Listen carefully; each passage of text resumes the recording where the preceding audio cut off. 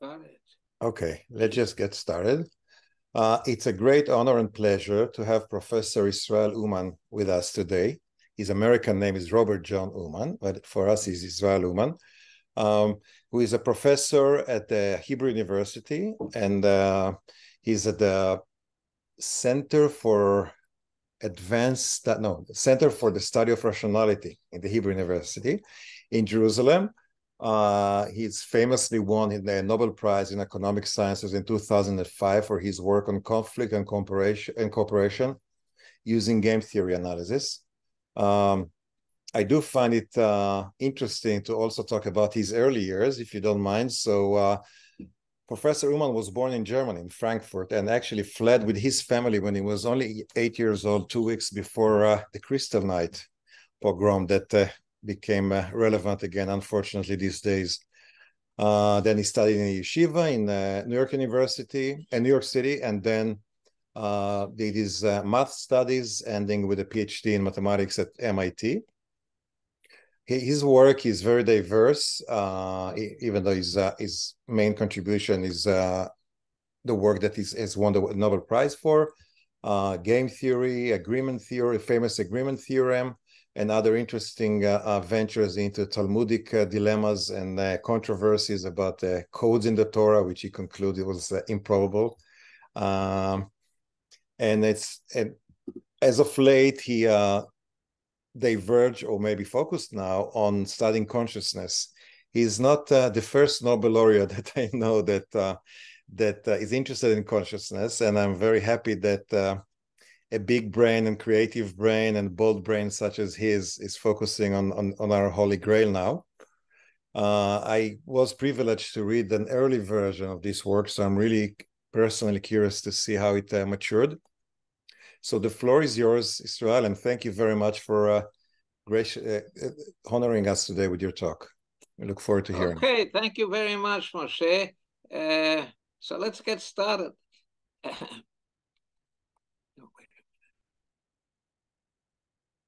Wait.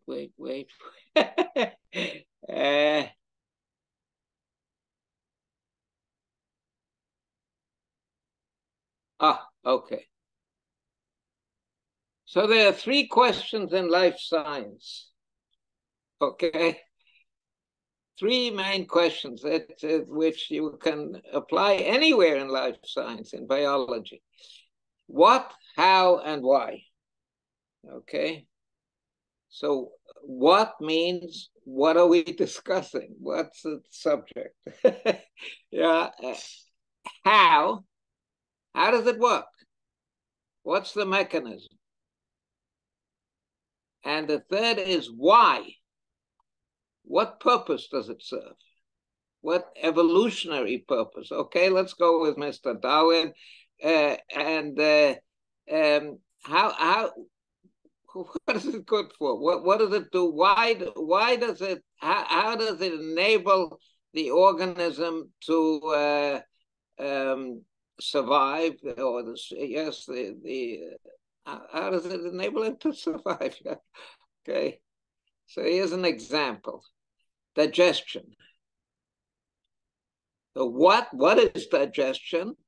It's transforming food to a state the body can use. Yes, that is what it is. That's what we're discussing. How does it work? Chewing, stomach, intestines, waste disposal, all kinds of stuff. Yes, it makes it work. It enables us to digest the food. Why do we need digestion? What's it good for? Yes. So it's good for, we need food for energy. We need it for growth. We need it for ingredients, for vital ingredients for bodily function, calcium, all kinds of vitamins, all kinds of stuff. All right. You see the difference between, what's important over here is the difference between why and how, okay? Now, let's go to consciousness, okay? So I have to say that most of the research on consciousness and in neurobiology and in general, it's on the how question, not the why question. So this is a pretty virgin ground. It's not entirely virgin, okay, but the question of why has not been very widely investigated as far as I know. Okay, Moshe will set me straight on this if I'm wrong. Okay, so now let's start with what is consciousness, and it's not as simple. It's not as simple to say what is consciousness as in the case of digestion. Okay, it's not that easy to say what exactly we're talking about. So I'm going to propose this definition. It is the ability to perceive, okay, which means experiencing the outer world. Yeah, okay. Now, later on, I'm going to make a fine distinction between experiencing and sensing, okay? We experience the outer world, okay?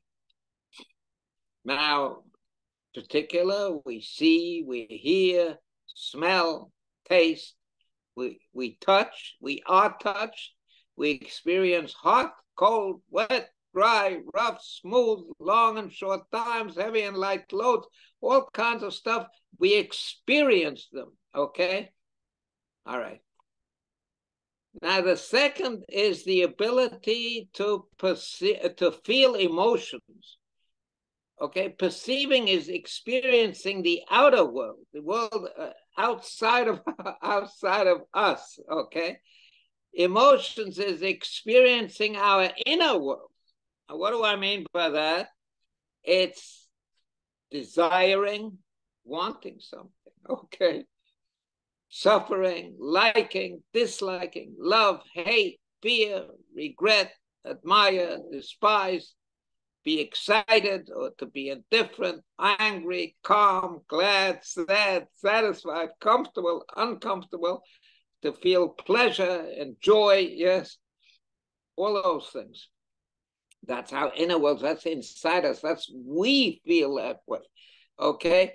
Hear, smell, we see something outside of us, and emotions are inside of us, all right? That's there are four functions of consciousness according to my analysis, okay? So one is to perceive, one is to feel emotions, one is to think, intend, one is to think, analyze, try to prove a theorem if you wish, or think about consciousness or something like that, analyze the situation and intend to do something, okay? And the fourth and last item, as far as I know, I'll be glad to hear about other items, functions of consciousness, is to act purposefully. To act is a part of consciousness. Act purposely, carry out intentions. That's what we call volition. Okay? And now,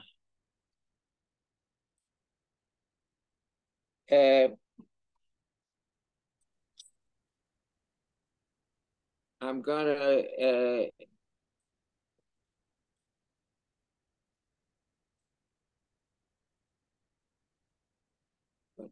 here.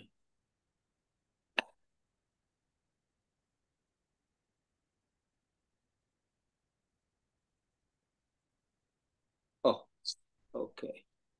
All right. And one more thing is that which I would like to stress, and that is very, very important. That's very basic. Perceiving is not the same as sensing, okay? Now, machines can also sense, but when we perceive, we experience something, okay? Some people call consciousness the movie in our heads, okay? We experience it. Now, what do I mean by experiencing? So I I can't define it because I assume the audience knows what I mean by experiencing, okay? But I can't define it because if you're not conscious, then you don't know what experiencing is. I can't explain it, okay? It's to experience, okay? Lechavot in it, okay? And it's not the same as sensing. Machines can also sense. A machine can see, yes, a camera, okay?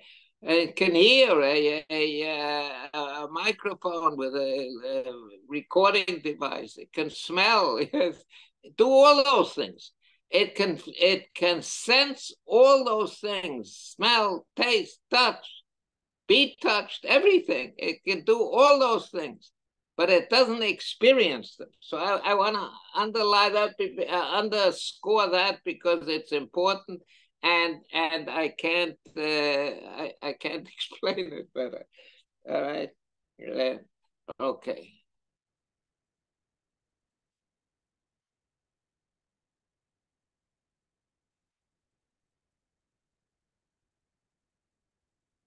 Oh. Okay. So now, how does consciousness work? Okay. So that's the second question, like with chewing and saliva and the stomach juices and so on. That's how suggestion,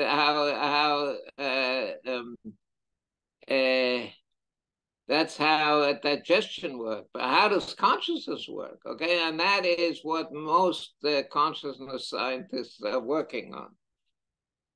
So I say we simply don't know. Okay, we don't know.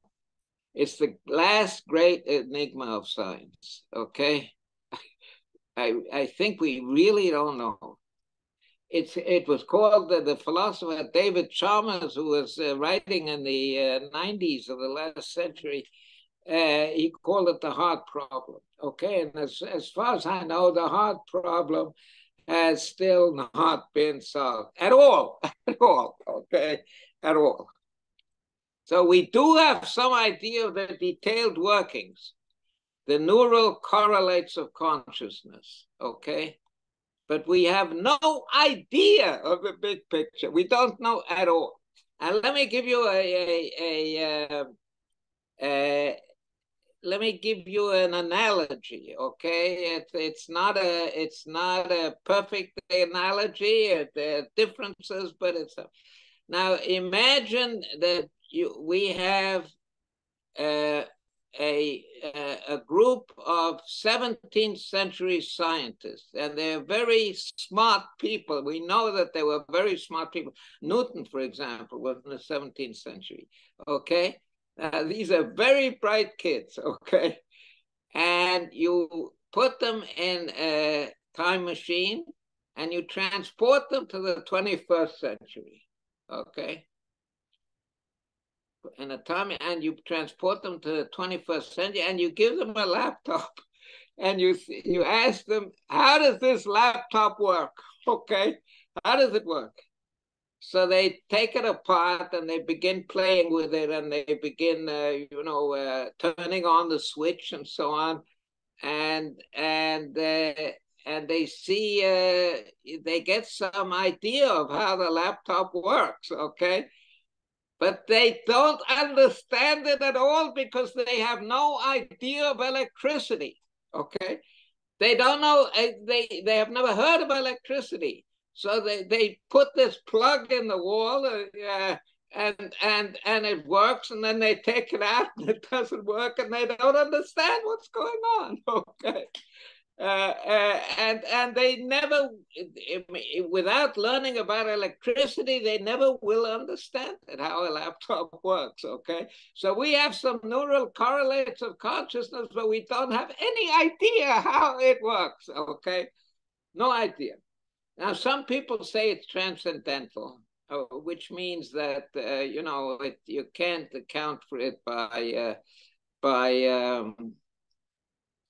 physical means, consciousness, but but I don't buy that. I think we can account for it. So it's people ascribe transcendentalities as something when they've worked on it for a long time and they still don't succeed. But I don't buy that. I think we'll find out. We'll eventually find out what it is. When I was a young man, life was considered transcendental. Oh, okay, life, yeah. It wasn't understood at all how life works, okay. Now, then came DNA, and more or less we understand how life works. We don't understand how consciousness works. We don't understand it at all, but I think maybe we will in the future, okay. Okay. So now, we've asked, we said there are three questions. There is what, and we've said what it is, how, we said we don't know how it works. Now we come to the subject of this talk, which is why are we conscious? What purpose does consciousness serve? What evolutionary advantage does it confer? To answer this question, let's think of ourselves as devices that input information about the world, process the information, and output action. So we get information from the world, we process it, and we output actions. Now, the processing part has two components: analyzing the information and feeling emotions, okay? Okay, we input information, we output actions, and in the middle we process them. So what happens when we're processing them?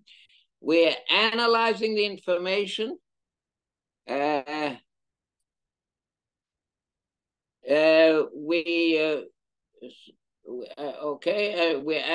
feeling emotional. So in all, the device performs four functions: inputting information, feeling emotions, analyzing, thinking, okay, and finally outputting actions. Okay, that's what we are with devices like this.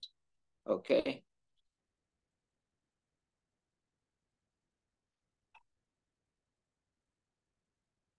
Oh, okay.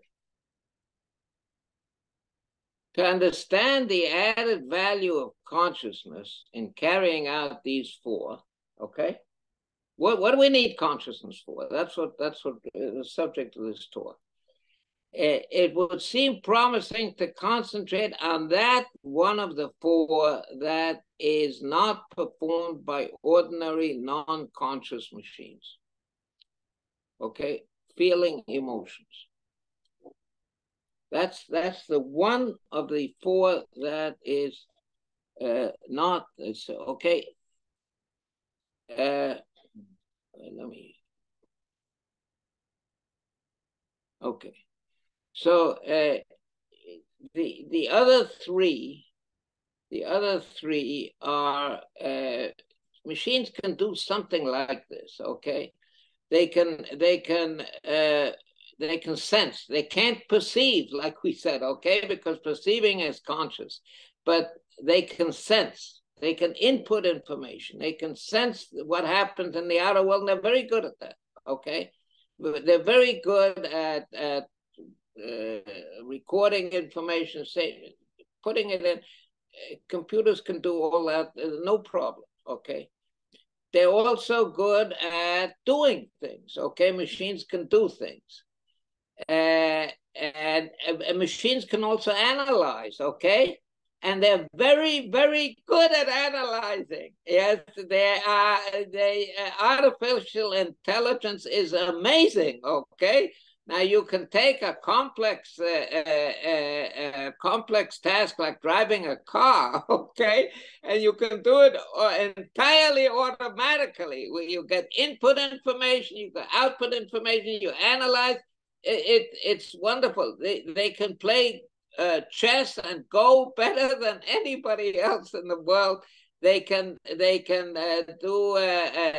Chat GPT. They can do they can talk. They can the folding of proteins. Oh, it's amazing, absolutely amazing. Okay, but they can't feel emotions. They cannot feel emotions. Okay, now the artificial intelligence is amazing. Artificial emotions have not gotten off the ground. Now, now it's true that machines can recognize emotions, and it's true that machines can mimic emotions, but they can't feel them. Okay, machines cannot feel emotions. I mean, that I think is a consensus in consciousness science and neurology. Machines cannot feel emotions. Okay, and what we shall argue is that emotions are a basic driving force of human activity. Okay, without them, human life would be impossible. We need emotions, okay? And that is what I'm going to try to sell to you today.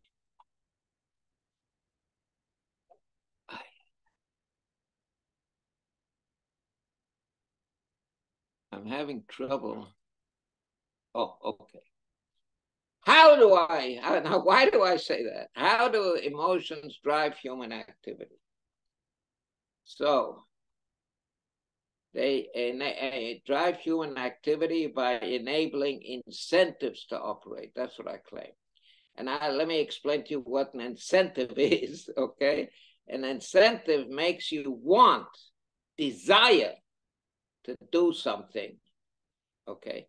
And an incentive can't work without emotions, because an incentive is desire is an emotion. You want to do something yourself, that's an emotion. Desire is an emotion. Moreover, you want to do it because it leads to some positive enjoyment, to some positive emotion, such as enjoyment,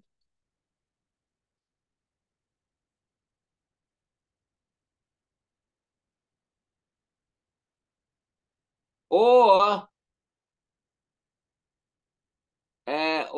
you want to do it because it ends a negative emotion, such as suffering, pain. Okay. So you want to do it because it leads to a positive emotion, or because it leads to ending a negative emotion. Okay. Now we illustrate by describing the functioning of incentives in providing for the three basic needs in life. What are the three basic needs in life? And that's not only in human beings, but in all organisms, all organisms.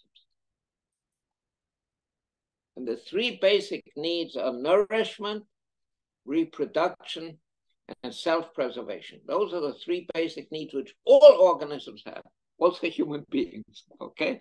Three basic needs.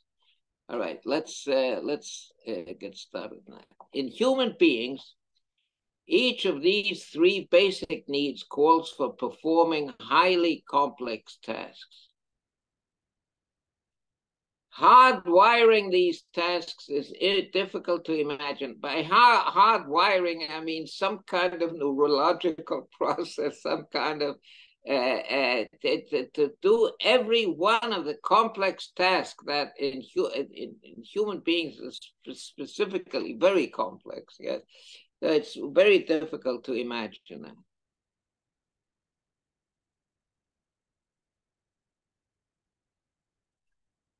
Consciousness enables the operation of incentives that motivate the individual to perform the tasks on his own, so to speak, and so eliminates the need for hardwiring. He does it, you know. He wants to do it, and he does it. He does it on his own, and that's impossible without consciousness. And we're going to specify how exactly this works. Now we analyze the three basic needs in these terms. First, we're going to talk about nourishment, food. Okay, food.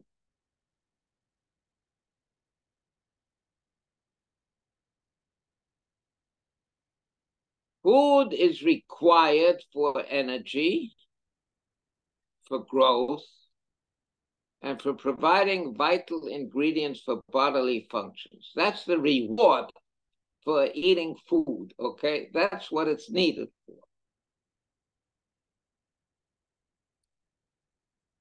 But people do not eat for that reason. It's not because they want energy. It's not because they want to grow. It's not because they need vital bodily ingredients. They don't eat for that reason. They eat for another reason. Why do people eat? They eat because they're hungry. Okay.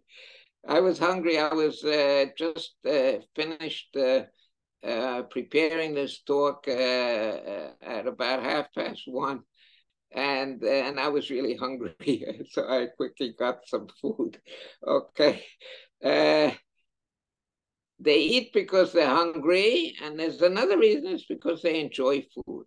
Okay. Now, hunger is uncomfortable. All right. Enjoying food is pleasant. Now, both discomfort and pleasure are emotions. And emotions, they're functions of consciousness, okay? You can't be uncomfortable, or you can't enjoy something if you're not conscious, okay? If you don't have consciousness, let's be precise, okay? All right, let's go on. Obtaining food is enormously complicated.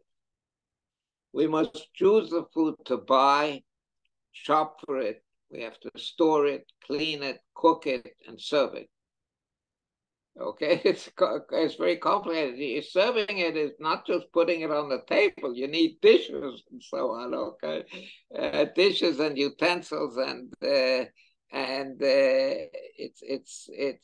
have to get those things. You have to choose, and you have to buy ovens, closets, refrigerators, sinks, stoves, microwaves, pots, pans, utensils, dishes, tables to put the dishes on, and so on. It's very, very complicated. Food is a very complicated story. Moreover, you have to earn the money to buy the food and all the foregoing. And you don't only have to earn the money, but you have to acquire the skills required for earning the money. It's very, very complicated. It's very complicated. And he said, that's not the end of the story, but I'm going to stop here, okay? Now, what makes all this work are the primary incentives, hunger and food enjoyment, okay? But not only that, there's also the secondary incentives, like satisfaction, okay? Remember I said above, you have to acquire the skills required for earning the money? Okay, so I decided to acquire the skill of math, and I had to take examinations. So there's when you're taking an examination and you get a good grade, or a bad grade for that matter, yes, when you get a good grade, you're satisfied, you're happy, okay? Happiness is an emotion. And you're not thinking of lunch, okay? You're thinking of the examination. So that's a secondary incentive, because it's not something that's a direct result of food, but it's a direct result of trying to to arrange your life so that you have enough food, okay? So it's like satisfaction or disappointment, if you wish, at getting a bad grade, okay? All that, it's not exactly a matter of hunger, okay? It's something in addition. Now, what makes all this work are the emotions of hunger and food enjoyment and satisfaction, okay? And all kinds of other things that go along with this stuff, okay? So, so emotions are playing in food and nourishment, they're playing a tremendous role, okay? A tremendous role. And emotions are functions of consciousness, okay? So we have to be conscious in order to get food, okay? Okay, onwards. Reproduction. Well, that in human beings that works with sex. In other species and plants, for example, maybe sex is not necessary for reproduction, but in human beings, you do need sex. So sex is required for reproduction, and reproduction is the driving force of the evolutionary process. So we're talking about evolution. When we say why, we say evolutionarily why, okay?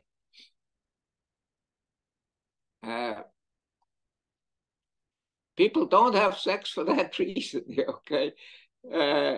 Usually not, okay? Usually not. Sometimes yes, but in general they don't have sex for that reason. They have sex because they enjoy it. It is pleasant. Okay, it's nice to have sex. Enjoyment and pleasure are emotions. And emotion is a function of consciousness. Okay. So that's it. That's it. So you need consciousness in order to reproduce. In human beings, okay? Okay, we're going to talk a little bit about that later, okay? We're going to talk about what's the difference in humans and others. Okay, let's go on. Continued sex, okay? Like getting food, having sex is very complicated. You have to choose a date. You have to get her or him to go out with you. You have to choose what to do on the date. You have to buy clothes, give presents, earn the money to pay for the clothes and the presents and going out on the date. And you have to acquire, just like with food, you have to acquire the skills required to earn the money and so on. Okay? It's very complicated. What makes all this work are the primary incentive, enjoying sex, and the secondary incentives, like enjoying a good concert, admiring a pretty dress, okay? All kinds of secondary things. And also the other things, passing examinations and so on. And what makes all this work are the emotions of enjoyment, admiration, and so on. And emotions are a function of consciousness. So we need consciousness for food, for sex, all right? Now, the third essential item for all living things is self-preservation. So an example of incentives in self-preservation is the phenomenon of pain. Pain calls attention to a problem in the body, something that needs to be fixed. Something is wrong in the body. When you feel pain, it's something is wrong, okay? People who cannot feel pain are in deep trouble, okay? And usually they don't survive long. because pain said, hey, young man, go to a doctor, or young lady. Yes. Yeah, usually they don't survive long.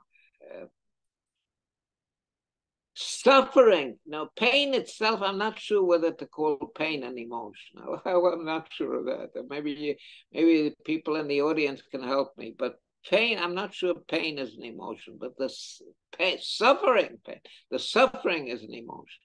Suffering pain motivates you to fix the problem that pain is calling attention to. And suffering is an emotion, okay? And emotions are functions of consciousness. So you need consciousness for self-preservation. But that the self-preservation is not only fixing problems in the body, it's also to avoid getting killed, yes?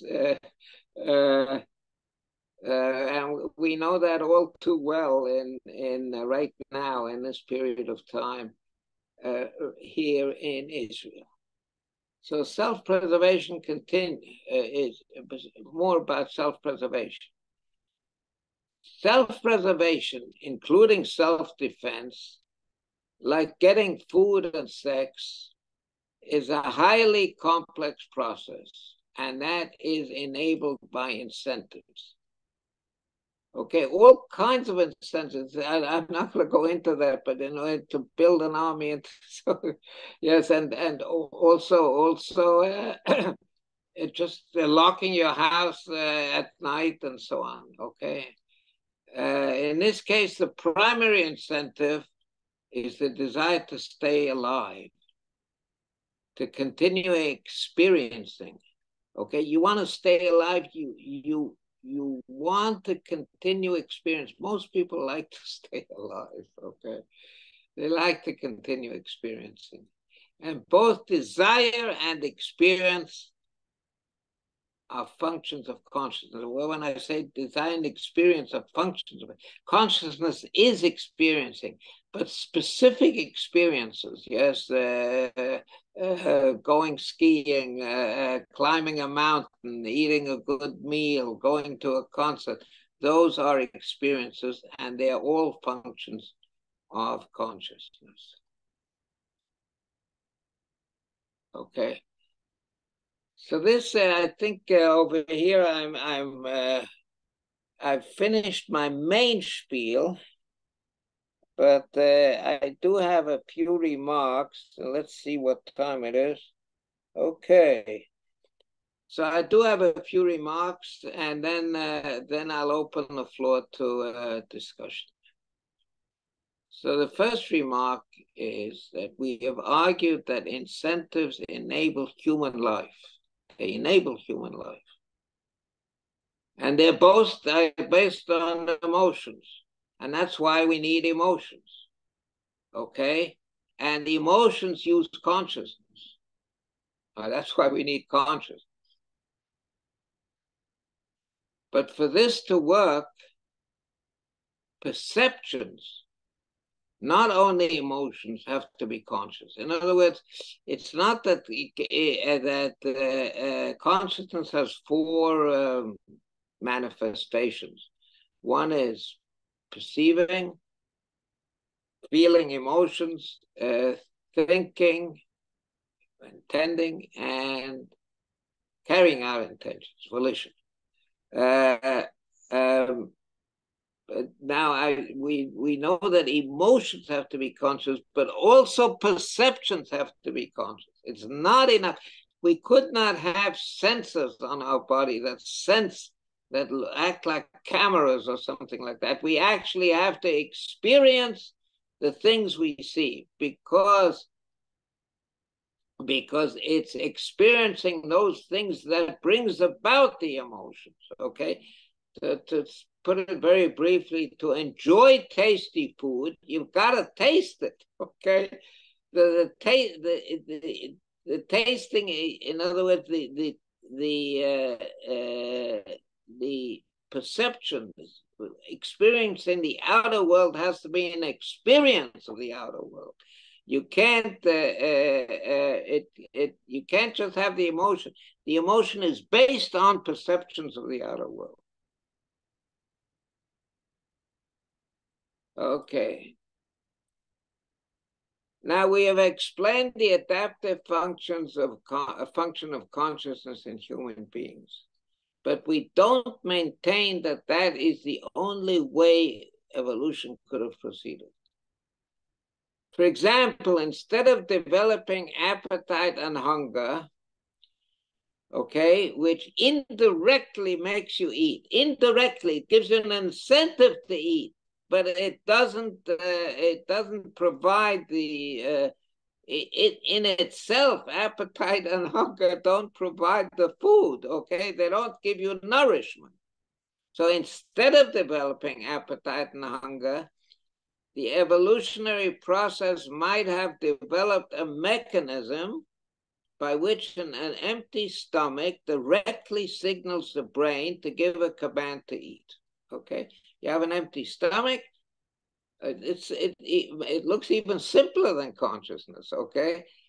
You have an empty stomach, you give a signal to the brain says, get food, you go and get food. You're not hungry, you don't have appetite, you don't like tasty food, nothing, none of that stuff, okay? You get a signal that your body needs food, go and get the food. It's possible. And in fact, plants don't have consciousness, and I assume that many animals also are not conscious. Okay, I don't know what the situation is with animals. I don't know, but presumably many animals work exactly that way, and plants certainly work that way. Okay, so the biological world is highly diverse. It provides many different mechanisms for meeting the needs of organisms.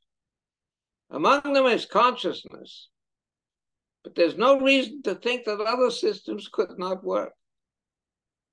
We explain the adaptive function of this specific mechanism, but we don't say that it's the only possible mechanism, okay? There could have been other mechanisms, but the adaptive function of this mechanism is what I outlined before, okay?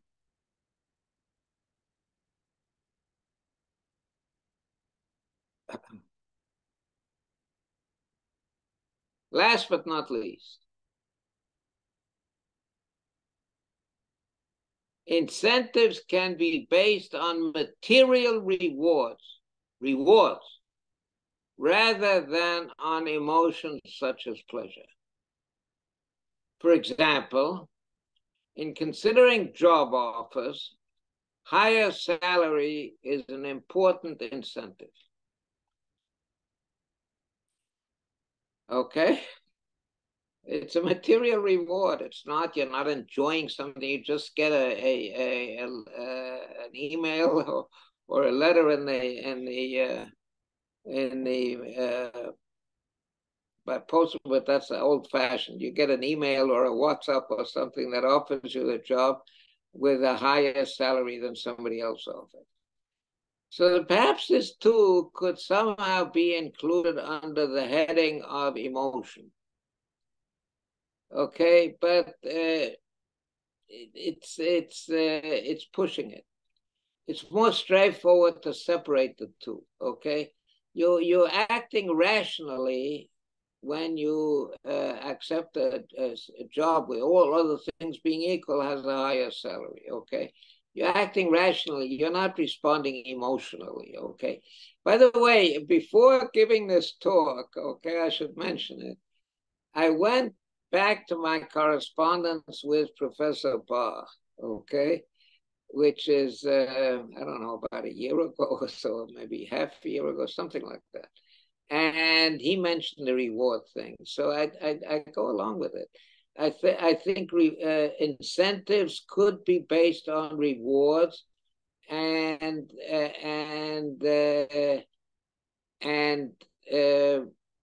very importantly based on rewards. But what I claim is that again, also based on emotions, and emotion-based incentives are basic. I mean, we could not live without these things. We could not live without hunger. We could not live without tasty food. We could not live without the sex drive. Yes, or we could live without the sex drive, but we couldn't reproduce. I mean, the humanity would after one generation cease to exist. So I think material rewards are different from, I agree that they're different from emotional rewards, but emotional rewards are very, very basic, at least as basic as material rewards. And that brings us to the genesis of this study. Why does an economist or a game theorist talk about consciousness, okay? So I personally make a living from economics, okay? And specifically game theory. And central to both are reward-based incentives, okay? You can't do economics is all about incentives. That's what it's all about, okay? And game theory too. We have the payoff function, payoff matrix to a game, and it's full of payoffs. And these payoffs are material rewards. What I'm suggesting in this talk, what I suggested is that incentives, just as incentives are the basic driving force of economics, so are they the basic driving force of human life, okay? And incentives require emotion. The incentive, at least most of the incentives, the important incentives for in human that drive human life are for emotions, and these emotions must be. By the way, even for material rewards, you have to desire, you have to want the reward. That's also an emotion. Okay, so here we go. So that's basically what I have to say, and I'll be delighted to discuss this. But first, oh no, let me write the conclusion. Yes, the purpose, evolutionary function of consciousness is to enable the operation of emotions. And whenever I give a lecture abroad, I say thank you in the language of that country, okay? So now I'm saying thank you in the language of that country. And for those who are not familiar with that language, I say thank you. Okay.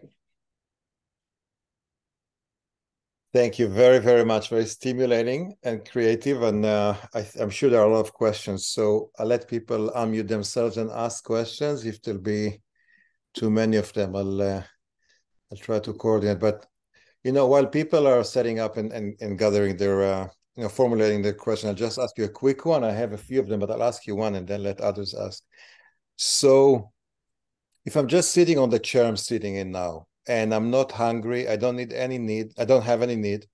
My chair is perfectly comfortable. Everything is chill, as we say. There's no need whatsoever. Okay, I have no incentive to do anything, just to stand still or to sit still. Okay. No drive. And I would say also no specific emotion, unless we describe also neutrality as emotion. But I'm still completely conscious of my environment. I see everything, I understand everything. I just don't have any significant emotion towards it at this specific moment. So how would you reconcile, a minimal emotional state with still maximal conscious? You mean you're sitting at home, you don't need anything. That happens to me once in a while also, okay? So at that moment, why do you have to be conscious? That's what you're asking, right? Why do you need consciousness at that moment when you're sitting at home and you don't need anything, okay? Okay, why do you need to be conscious? right? That's Well, what you're asking. the observation is that I am conscious, but I don't see any emotion. Yeah, but you don't.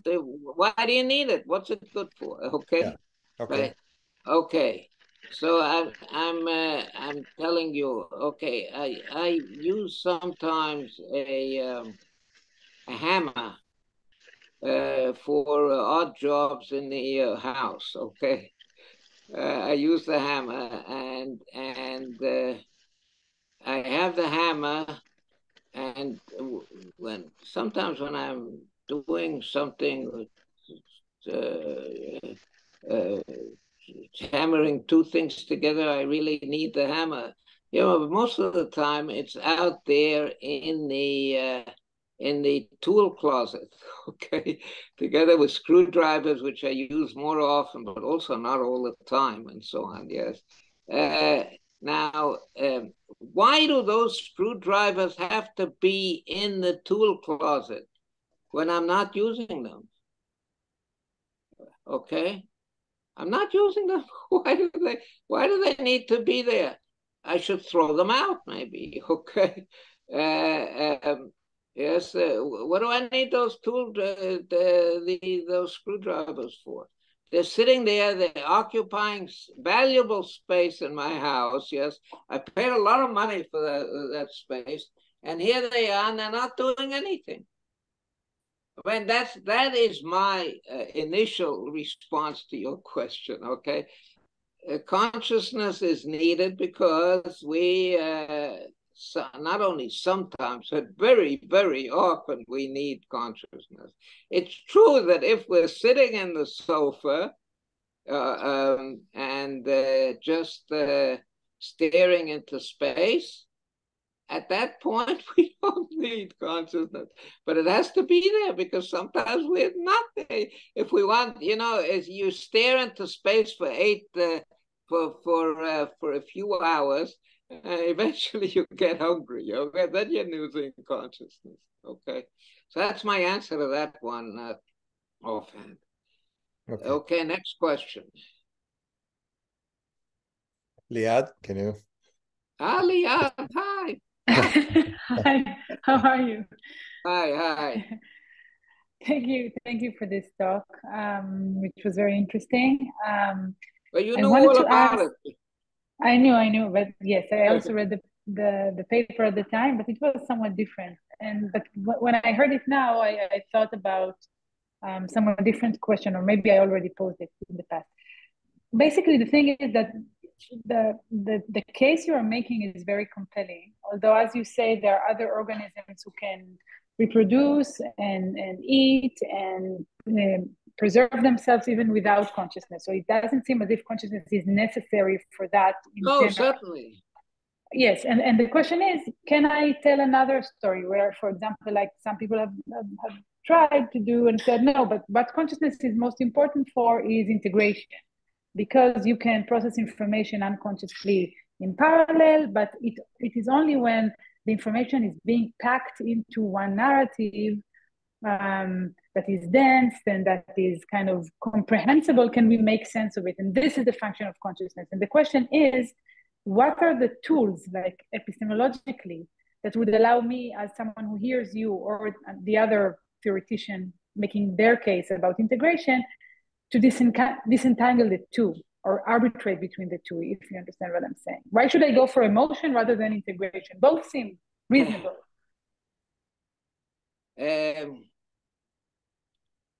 You're talking about integrated information theory, right?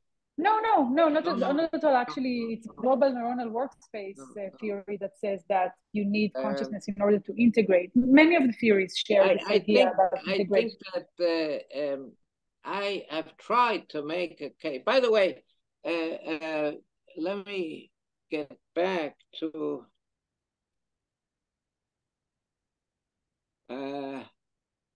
here. This, by the way, at the beginning of your question, okay. No, wait a minute. This last one. Okay, we have explained the adaptive function of consciousness in human beings, but we do not maintain that that is the only way evolution could have proceeded.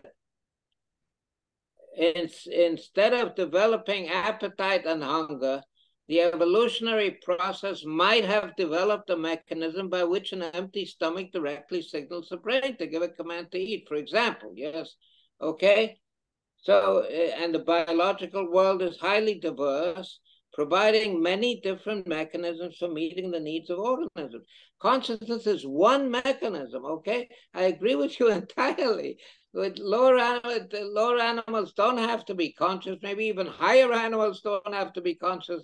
I don't know if they are. I don't even know what it means because I was not very precise in defining what consciousness means. Yes, I said it's experiencing, but I was not able to say what experience is. Yes, so I agree with you entirely that that consciousness is just one way of doing things. It could be other ways. All right, that's one thing.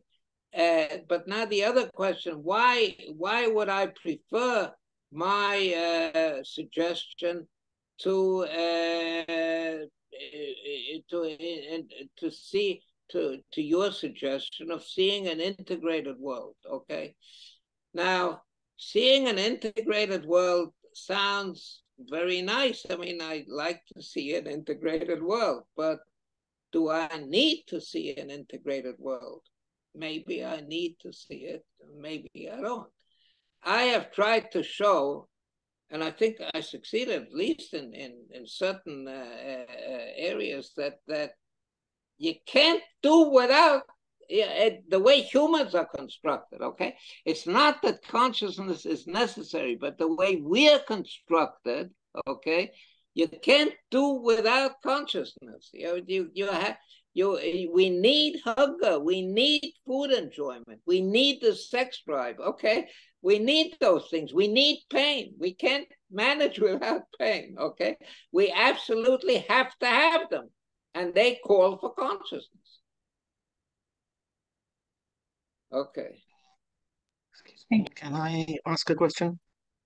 Go ahead. Okay, yeah. I will open the camera. Okay, I'm just a random viewer from Weizmann Institute. Welcome. So I have two queries. Both of them are rather, I would say, skeptical. Query number one, from computing science perspective. There are very successful organisms who have very strong emotions, but they have no records or very few records. So they can be considered semi-conscious or unconscious. Let's say crabs or some simple fish or somewhere on the way between the fish and the cat. So in this range, the organisms have a lot of emotions, but either no consciousness or very little consciousness. So this brings a detachment between emotions and existence of consciousness. So there can be emotions without consciousness. This is query number one, let's say mechanical query. Query number two is more philosophical, I would say, even maybe a metaphysical query. You know, there are a lot of philosophies, starting from Seneca and going to Buddha and even Hasidic philosophies, that say that emotions are counterproductive to consciousness, and that the supreme conscious being, the ideal man, actually detaches himself from emotions and becomes free from emotions. This is not only a Buddhist idea, but it also exists in Judaism.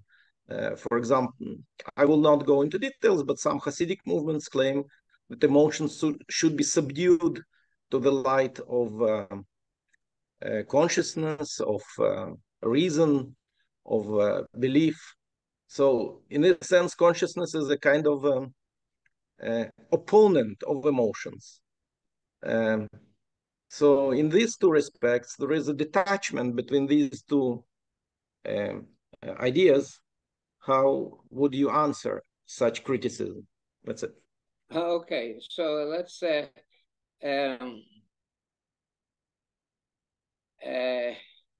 I'll do like the Mishnah in Avot says, Meshiv al Rishon Rishon v'al Acharon Acharon.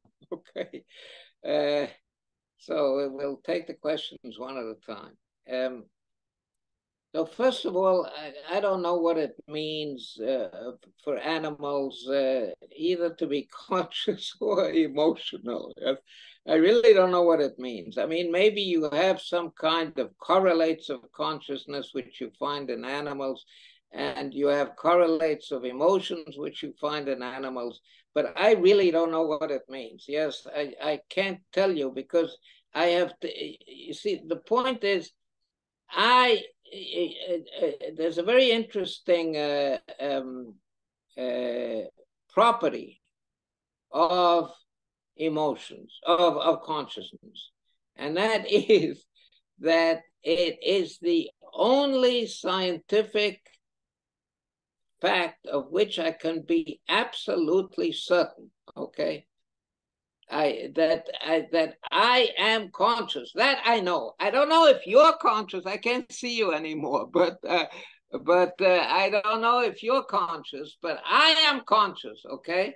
I'm conscious. Now, you look more or less like me, not exactly like me. You don't have a beard, but more or less like me, and you behave more or less like me. So I presume you're also conscious, but I don't know, yes? So consciousness is something which I know only in myself.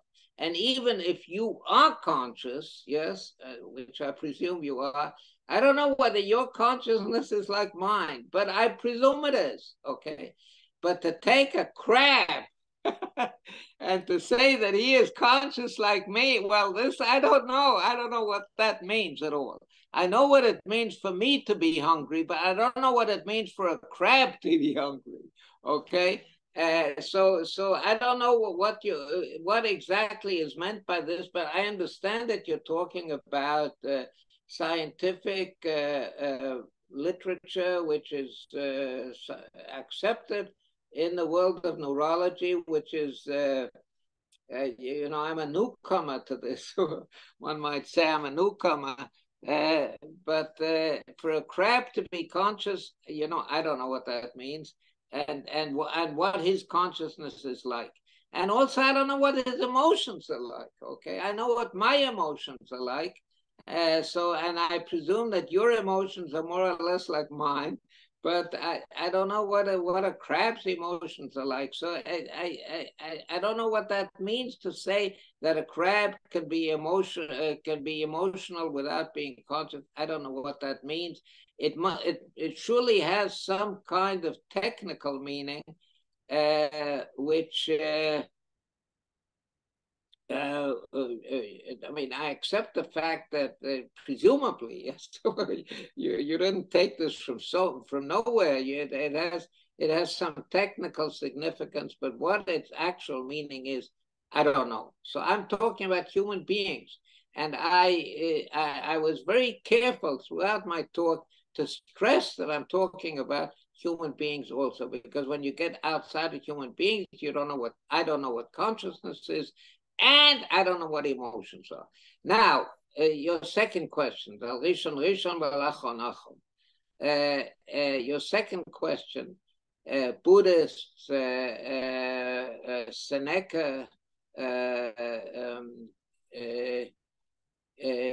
Hasidic rabbis, and so on and so forth. God bless them, yes. Okay, but I'm not talking about that. I'm trying to, just like I said, I do not accept that consciousness is transcendental. I don't buy that. I think we don't understand it, but there are lots of things we don't understand, and eventually we get to understand it. And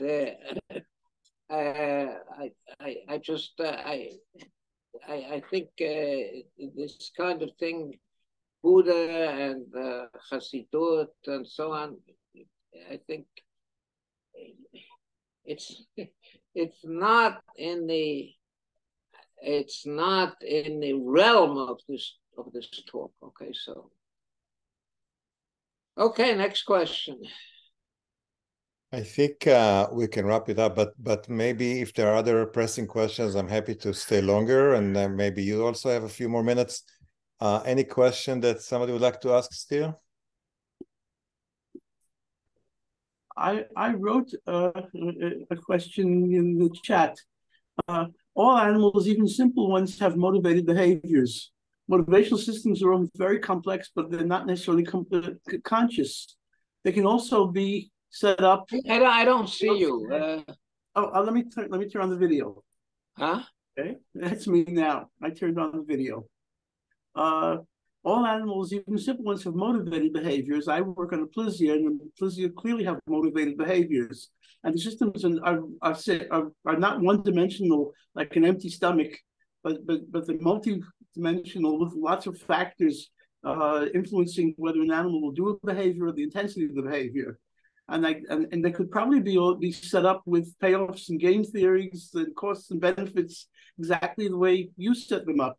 But motivation doesn't necessarily mean so motivation does everything that you say consciousness does, but why add the consciousness?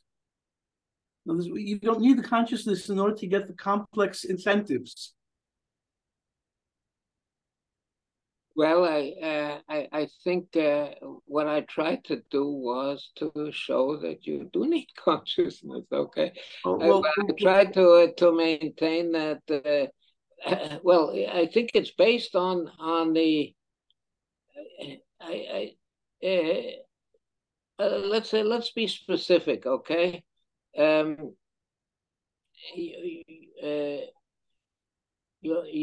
don't think you have to be conscious in order to say this food is tasty.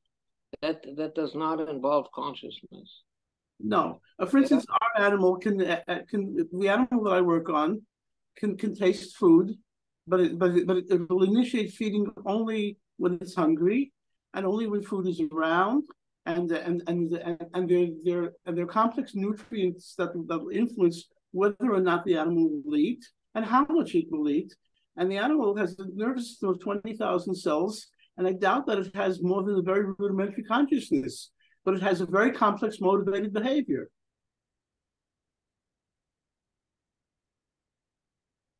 The animal, you say it's not, but it has, okay, it can be complex behavior, like I said.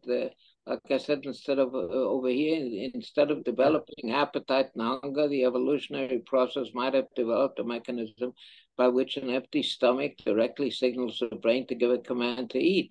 I think the way we work, okay, the way we work, we are conscious of tasty food. Okay, we reject this food and accept that food because it tastes. And different people have different tastes. Different people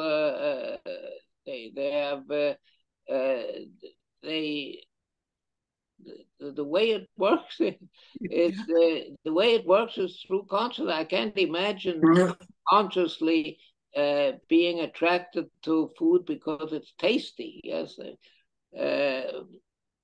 maybe in animals something like taste, but here again I can't imagine.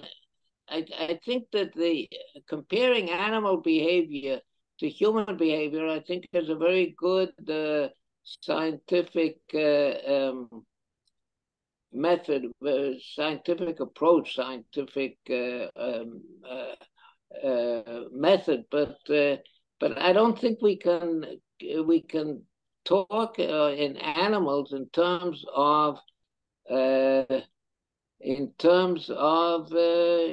emotions such as hunger and tasty food or sex drive or something like that. No, I agree with you that animals don't necessarily work with the consciousness, but they do just about everything that you say consciousness does. All right. Certainly they eat, yes. they eat, and as I said over behaviors don't they here, have that drives? in human beings, consciousness has certain functions. Okay, and these functions might be in animals, as I said explicitly in the slide in front of you. In consciousness might have there might be different ways of doing things. Okay.